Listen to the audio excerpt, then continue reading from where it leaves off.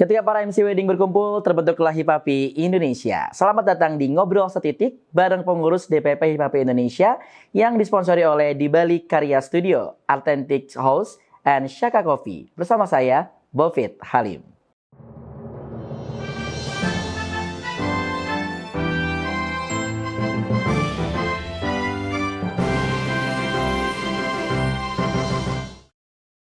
Bintang tamu kita kali ini wanita cantik, Ibu Peri. Ketika datang, auranya terpancar menjadi aura kebahagiaan. Ketua 1 DPP Hipapi Indonesia. Please welcome and give applause Mona Melinda. Assalamualaikum. Kasih efek. Mama, apa kabar? Baik, Bovi. Ya, sekarang kan sapaannya Mamon, teman-teman. Artinya Mama Mona gitu? Mami Oke. Mona. Mona ya Mami? Gak tahu ya, semua bilang begitu. Gak kelihatan loh. Seperti masih 17 tahun ya. Iya. Teenager kita, we are teenager. Tapi seorang Mona Melinda yang menjabat sebagai ketua 1. Itu mulai MC dari tahun berapa sih? Dari tahun, sebetulnya mulai sebelum MC itu, aku tuh salah satu pemain musik Sanggar Sunda. Pemain bonang, jadi degung. Oke. Nah, dari situ pemilik sanggarnya adalah MC. Nah, mulai belajarnya tuh dari situ. Jadi sebenarnya dari SMP belajar MC wedding tuh ya. Tapi mulai, dan itu tuh muka gue mungkin udah boros kali ya. Jadi udah pakai sanggul gede. Karena emang kalau di wedding harus muka yang harus ini ya, yang harus kelihatan mature. Betul, gitu. betul banget. Jadi mulai dari SMP tuh udah mulai sanggulan, terus mulai, coba deh panggilin nama-nama yang ini dulu aja, yang buat foto bersama gitu. Manggil kan. Foto doang, ternyata vokalnya masuk. Wow. Nah, tapi benar-benar berprofesi sebagai MC gitu, independen sendiri, itu kurang lebih 2001. Jadi 2001. udah sekarang 2023, jadi 21 tahun ya. 2001 aku baru lahir, teman-teman. Terus aja begitu. Masih muda banget. Masih ya. muda. Sama dong. Sama dong kita. Berarti main ini bisa dong? Bisa sakit kuping lo. Oh, kirain bisa beneran. Artinya 2001 lalu udah menjadi MC wedding. Iya. Tuh. Musiknya itu kan tradisional kan. Jadi beda nih musik-musik yang ini internasional kali ya gitu ya. Nah, jadi dari situlah mulai cinta banget berkebaya. Suka banget pakai baju adat semua. Terus mulailah MC kan 2001. Kemudian ya udah otodidak, dulu kan belum ada YouTube, belum ada apa-apa kan. Jadi belajarnya itu benar-benar dari, belum ada dulu recording. Jadi benar-benar yang ya ibu sanggar ngomong apa, ibu Oom Komara namanya, guruku. Itu dia ngomong apa gitu, catet. Kok beda-beda terus sih tante gitu kan. Apa yang diomongin beda. Ya inilah yang namanya MC public speaking tuh, nggak semuanya itu omongan tuh teksnya, textbook semuanya. Jadi memang harus belajar kata-katanya semua, harus benar-benar dipelajari benar-benar. Oh gitu ya gitu. Udah akhirnya mulai dari YouTube, belajar dari YouTube ya. Terus kemudian nggak pernah ikut komunitas apapun nih, baru satu-satunya ikut komunitas MC. Itu juga ketemu pertama kali sama Pak De Gofar. Nah, baru inget nih, ketemu Pak De Gofar di nikahan. Sesaat lagi kita akan nikahan ini dia, Pak De Gofar. Belum.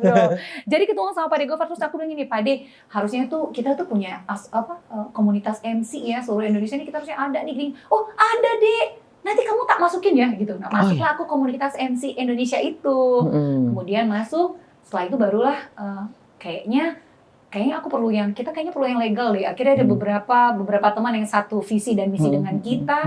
Kenapa nggak kita bikin ini jadi legal sih? Gitu kan? Oh iya gitu ya. Udah akhirnya berkumpullah beberapa MC yang dari komunitas itu, yang punya visi dan misi yang sama, bahwa kita pengen punya pelatihan, kita pengen semester edukasi, bukan cuma sekedar ya kumpul-kumpul hahihi segala macam murah-murah, tapi kita pengen ada manfaat lebih gitu. Nah akhirnya kita berkumpullah, dan satu malam akhirnya kita menentukan dari komunitas tadi, akhirnya kita bikin beberapa kelompok orang, kalau nggak salah total awalnya itu cuma baru 8 orang. 8 orang, kemudian akhirnya ada 50 orang yang bergabung kayak gitu. Udah dari situ kita tentukan gini, kira-kira dari 8 orang ini nih, ya tadi ya nomor urut 1, 2 sampai di suatu malam yang gelap, hujan, gluduk, angin juga jeger, mati lampu, jebret pakai lilin, dimulailah di situ. Disitulah mulai. Tapi kan semua itu waktu itu masa pandemi kan. Nah, ternyata pandemi itu membawa berkah. Disitulah mulainya kita kumpul tuh semua. Karena MC. banyak orang yang punya waktu luang. Betul sekali. Akhirnya kita berkumpul, kita zoom di situ. Kira-kira nama yang cocok apa ya? Kira-kira nih ya. Apa ya? Kira-kira kita kasih nama HPPI, apalah segala macam. Kayaknya susah banget ya. Udah deh, Hipapi aja, kenapa nggak Himami gitu? Oh, Gitu. ada juga. Kenapa kayaknya nakal banget dia namanya gitu? Lucu lagi jadinya Hai Papi gitu kan? Oh Jadinya iya. kayak yang nakal-nakal tapi Oke. gampang diinget gitu Iya. kan? Ya kalau Hipapi. ngomongnya gitu mah enak Hai Papi lah. Kalau Bovit, Hai Papi. Gitu. Gitu kan. Nah itu, jadi satu malam itu kita benar-benar yang menentukan kira-kira nama apa sih yang cocok untuk ini asosiasi kita ini. Nah oleh itu Himpunan Pembawa Acara Pernikahan Indonesia, Hipapi Indonesia. Itu kan nama brandnya nih. Ternyata pas kita daftarkan ke apa namanya Legalnya, untuk legalitasnya iya. ke notaris, ke badan apa namanya, aduh aku agak Kemudian itulah ya pokoknya ada itulah ya. hukum lah, ada bagiannya Padahal lah. dulu gue bagian hukum loh, gue lupa loh. Nah waktu itu kita daftarkan, ternyata ke notaris kita harus namanya nggak boleh himpunan Iya, kayak iya. gitu, namanya nggak boleh himpunan. Seperti disinggung oleh Haris juga sih ini. Iya, betul ya tadi kayak gitu. Jadi akhirnya kita harus ganti nama perkumpulan. Ya udahlah, oke lah, kayak kita kan bukan buat PT, mau PT apapun, Sejahtera Makmur Abadi kayak apa, nama barangnya misalkan iya apa gitu kan. PT ini nama barangnya Saka kayak gitu, jualan ya. Kayak gitu. Jadi mau PT-nya apa, mau nama perkumpulannya apa, yang penting brandnya kita tetap Hipapi Indonesia gitu sih. Iya, oke. Berarti ya itu Mona Melinda juga menjadi ketua satu gitu. Dan awalnya sih Bovit belum ketua satu dulu ya, tadi aku bilang karena pengurusan di awal segala macam. Akhirnya aku bilang karena satu dan lain hal, aku nggak bisa terlalu sibuk banget nih. Kayaknya yang agak-agak santai-santai dikit deh, hubungan antar lembaga, hal, dan hukum advokasi. Seperti itu yang aku ambil awalnya. Tapi akhirnya terjadi reshuffle dan lain-lain segala macam. Ditempatkanlah akhirnya ke ketua satu, pengembangan dan pelatihan, organisasi keanggotaan. Nah tapi ternyata sebagai seorang pengurus, itu bukan masalah kamu pintar nge-MC-nya, bukan apa, tapi benar-benar kemampuan manajerial. Bagaimana memanage tim, organisasi juga. Iya, jadi kalau misalnya teman-teman bilang bahwa itu nge-MC-nya kurang lebih pengalamannya udah 21 tahun kayak gue, berarti jago banget gitu, enggak juga.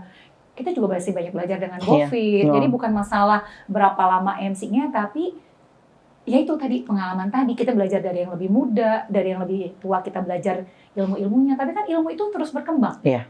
Gitu. Jadi di Hipapi Indonesia ini baik yang sudah senior, yang junior, kita tuh jadi satu. Yuk kita kumpulin sama-sama.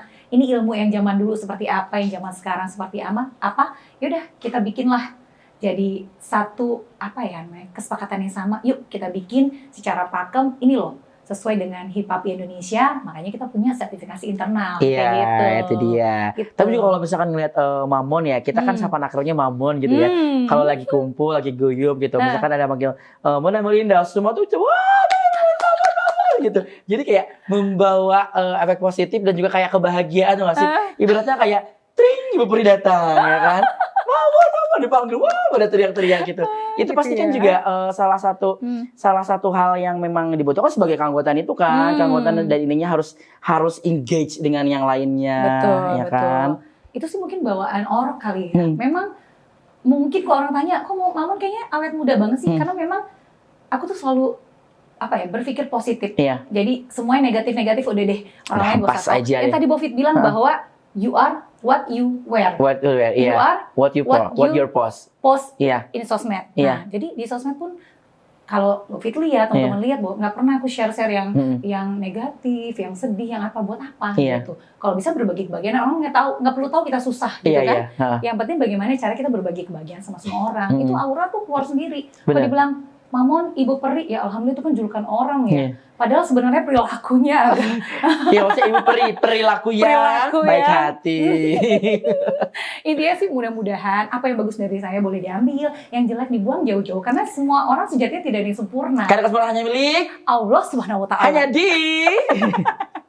Tapi Mamon di DPP Hipapi Indonesia itu kan ketua satu. Iya. Program kerja yang paling unggulannya apa sih? Nah, jadi saya tuh ketua satu di DPP Hipapi Indonesia, jadi pusat. Betul, pusatnya? Iya, pusatnya. Jadi membawahi pengembangan pelatihan dan organisasi keanggotaan. Nah, itu berat ya tugasnya ya, ya ampun. Bagaimana caranya untuk di PP itu mengembangkan dan juga memberikan pelatihan-pelatihan pada anggota, dan juga bagaimana cara proses rekrutmen nih kalau di OK, organisasi keanggotaan. Jadi merekrut, kalau dari sisi organisasinya bagaimana tadi membuka DPW itu Dewan Perwakilan wilayah. Jadi kita buka di semua daerah. Ada kayak sekarang DPW kita ada 5 kan, Jabar, Jatim, kemudian ada Sumbar, kemudian ada DKI. satu lagi apa yang lulus? Banten. Banten, Oke. jadi ada 5 dan seluruhnya nanti tentunya akan ada seluruh Indonesia. Sekarang sudah 600 something lah jumlahnya, Wow, luar biasa kan oke. anggota HIPAP Indonesia gitu. Nah, salah satu program unggulan dari HIPAP Indonesia adalah sertifikasi internal. Menarik. Kita bahas tentang sertifikasi internal. Kita kupas tuntas. Nah, terus kemudian apa sih yang dinilai gitu Nah. ya? Jadi kayak gini aja lah. Kita misalkan profesinya dokter. Kita harus masuk IDI, Iya. Ikatan Dokter Indonesia. Iya. Yang dia adalah profesi Iya. gitu. Sama juga MC. MC kalau misalnya kamu merasa MC pernikahan, wedding, ya harus punya sertifikasi. Nah, di kita ada sertifikasi internal. Itulah programnya. Ini kan Jadi, internal apakah nih. kamu kompeten atau tidak itu dinilai dari situ.